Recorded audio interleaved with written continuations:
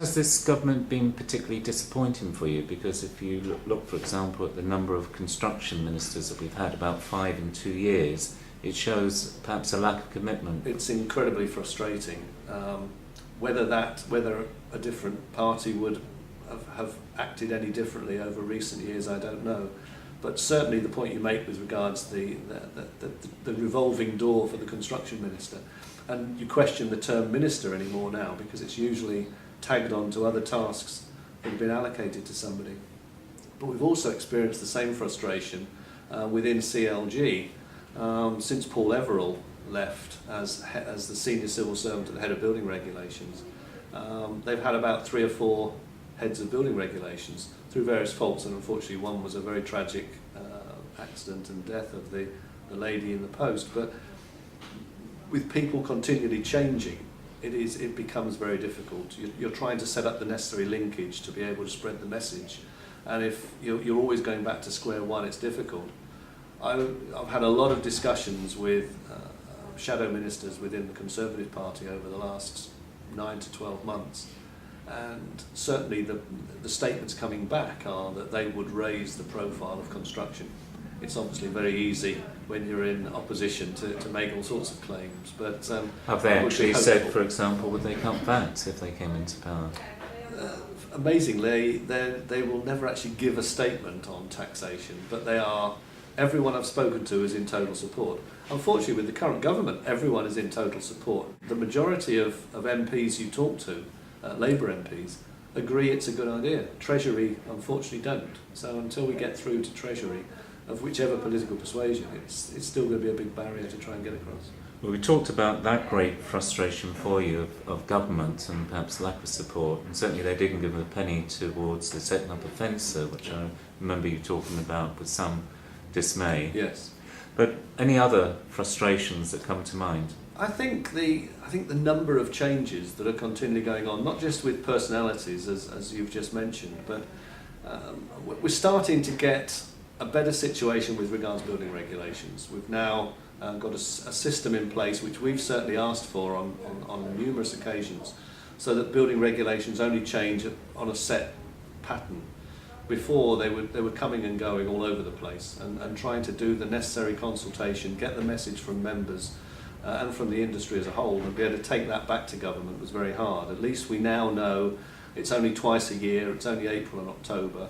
We've now set in place that for things like Part L, with regards to thermal performance, it will be every 3 years. So you can start to plan a little bit better. But there are still so many changes, and equally so with technical standards. A vast number of those now are coming to fruition. So we're going to see continual change, and I think that must be very hard. I think other than that, it's no real frustrations. I mean, it's lack of time. I think we've all got that.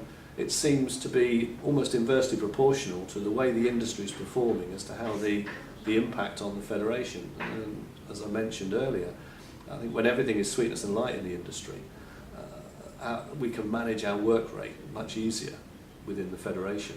When times are hard for the industry, our workload trebles, quadruples, and trying then to do as good a job as you want to do with limited time and limited resources, I think is then frustrating. Given that, do you find it a bit of a distraction then when you're dragged into arguments about PVC windows with English heritage, for example, this unfortunate fire that we had in Camberwell, when it was wrongly suggested that PVC windows could have contributed to the fire?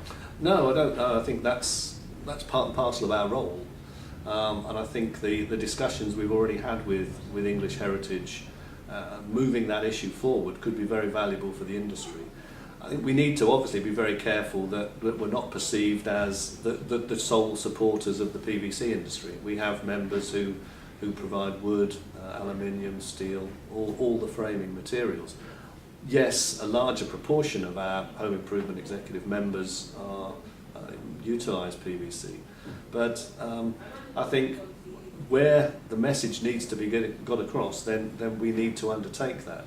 I think if it was discussions where there was little likelihood of anything being gained at the end of it, I think then they would probably be frustrating. But being able to counter incorrect statements or knee-jerk reactions from people on the heat of the moment, I think is part and parcel of the role of the Federation to ensure that the correct message is being spread. And just ending the interview on an upbeat note, what have been, say, the greatest sources of satisfaction for you since you've been Chief Executive? I think the way the Federation has grown, the strength that's come out of the Federation in moving us forward, the growth into a group of subsidiary companies that are providing the necessary support to the industry. But also I think our change within the Federation from being purely UK based to looking at more of an international picture, and that's been very satisfactory.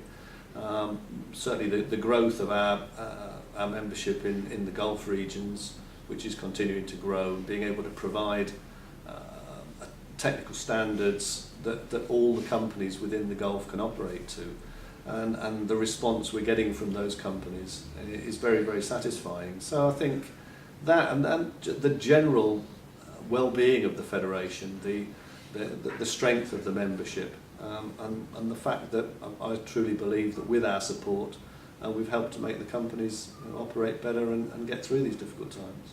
Right, thank you, Nigel. Thank you.